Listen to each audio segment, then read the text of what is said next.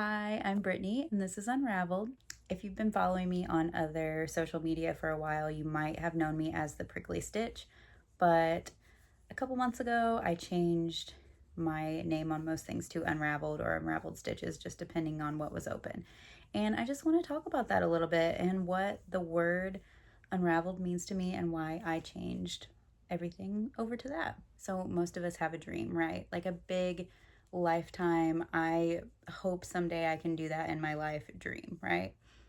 Mine had always been owning a bookstore in one way or another. It was a bookstore yarn shop, or a bookstore art shop, or a bookstore coffee shop, or all three, whatever. That was just always something that I felt like I was working toward in my life. It was just always this dream in the back of my head and something that I thought I would do someday. Well, in 2024, I did it. I opened my bookstore. And then also in 2024, I closed my bookstore. It is a weird thing to realize your dream and lose your dream all in the same year. It is very weird. So at that point in my life, I kind of felt like everything was unraveling. And I use that metaphor because I'm a crocheter, I'm a knitter. My life kind of revolves around yarn. If it's not books, it's yarn. And it just felt like it was a big piece of knitting and I dropped a stitch and the entire project was unraveling. So for a while, I kind of had no clue what I wanted to do. Before I opened my bookstore, I had done a lot of markets with crochet and I had my crochet in a couple different stores. So I thought I would just go back to doing that. I thought about doing markets with books because I still have a ton of books. So my plan really at the beginning was to continue with the business, but just not in a brick and mortar store, to do little pop-up events. And I did do a few of those before the store actually closed and they went really well. We can go into why I didn't do that another time for another video. I don't want to seem salty, but it's fine. And the thing is, for years, I had been building one creative business or another. So I'd had the Prickly Stitch since 2019, and it started out as a hand-dyed yarn business. So it went from that to crochet patterns, selling crochet. I did the machine knit hats when they were big for a while. Like I said, I had my work in 3 different stores, and then I was selling my work in my own store. I had my own store, my bookstore. It just felt like for years it was me chasing these dreams and these businesses. So in 2025, after my store closed and I felt kind of lost and unraveled and crazy, I did something I had never done before and I just slowed down and I stopped. I stopped trying so hard. I read the books I wanted to read. I worked on the projects I wanted to work on.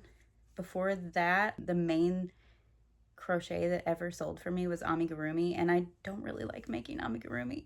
So I just started making the things that made me happy.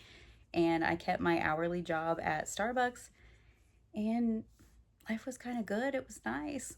During that time, I just really learned that I didn't need to try to optimize or turn every single thing that I loved into a business. I could just exist and do the things I enjoyed and share them online when I wanted to.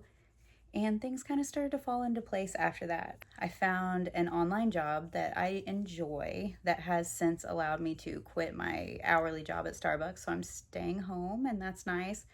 My social media has grown and I'm able to get paid just a little bit, a little extra money, throughout the entire unraveling process. I feel like I've just slowly built a life that I really love, and it looks different than what I expected it to. I never expected I would just be a stay-at-home mom posting online.